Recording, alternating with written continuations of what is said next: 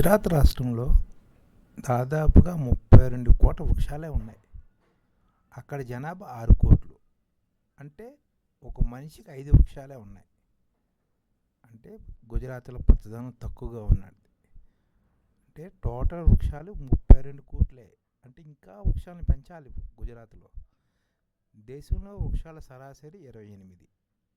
అంటే దేశంలో ఒక వ్యక్తికి 28 వృక్షాలే ఉన్నాయి.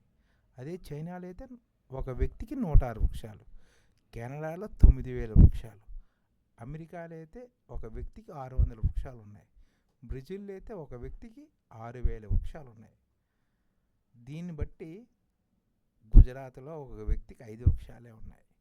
అంటే గుజరాత్ని పచ్చదనంగా అభివృద్ధి చేయాలి, డబ్బు ఉంటే కాదు. ఓకే, ఇంకోటి నెక్స్ట్, గుజరాత్ రాష్ట్రంలో మద్య నిషేధం ఎప్పటి నుంచో ఉంది, మా చిన్నప్పటి నుంచి ఉంది. ఒక ఉదాహరణ చూద్దాం. గుజరాత్లో మద్యం తాగాలంటే చాలామంది డామన్ డయ్యో వెళ్ళిపోయి మద్యం తాగేసి ఫుల్గా తాగేసి వచ్చేస్తుంటారు. అది కాకుండా గుజరాత్లోని ఇండియన్ మేడ్ ఫారెన్ లెక్కరు పోలీసులు చెందిన గుజరాత్ డాగ్ స్క్వాడ్ చెందిన 10 మంది పోలీసులు పట్టుబడ్డారు.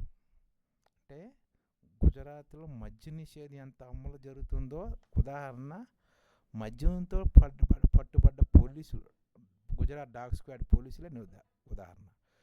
వీళ్ళు మార్చి 7, 2018లో వచ్చిన న్యూస్ అన్నమాట. చూడండి,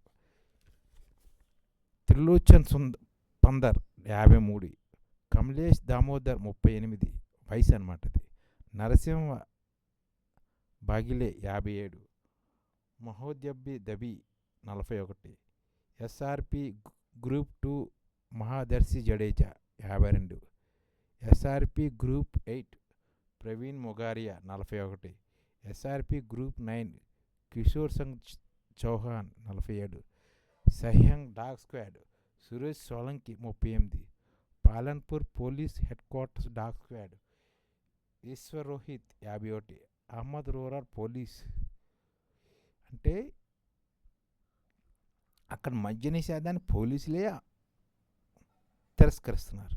మద్య నిషేధాన్ని ప్రజలు కొంతవరకు పాటించట్లేదు, పోలీసులు కూడా అక్కడ పాటించట్లేదు. ఈ సంఘటనే ఉదాహరణ. ఈ ఛానల్ ముఖ్య ఉద్దేశం ఏంటంటే, మన తెలుగు రాష్ట్రాల్లో 1 కోటి మందికి సంఘటిత రంగాల్లో ఏ విధంగా ఉద్యోగాలు ఇవ్వవచ్చు, కనీస నెల జీతం 30,000 వరకు ఏ విధంగా ఇవ్వవచ్చు, ఏ విధంగా చేస్తే ఉద్యోగాలు సృష్టించబడతాయో వివరిస్తూ ఈ ఛానల్ వీడియోలు వస్తాయి. అలాంటి వీడియోలు మీకు కావాలంటే మన ఐడిఎఫ్ భాస్కర్ ఛానల్ని సబ్స్క్రైబ్ చేసుకోండి. ఐడిఎఫ్ అంటే ఇండియన్ డెవలప్మెంట్ ఫోర్స్. ఈ వీడియోలు చూసిన తర్వాత మీకు నచ్చితే లైక్ చేయండి, మీ ఫ్యామిలీ మెంబర్స్కి షేర్ చేయండి, మరియు మీ ఫ్రెండ్స్కి షేర్ చేయండి. Thank you. నమస్కారం.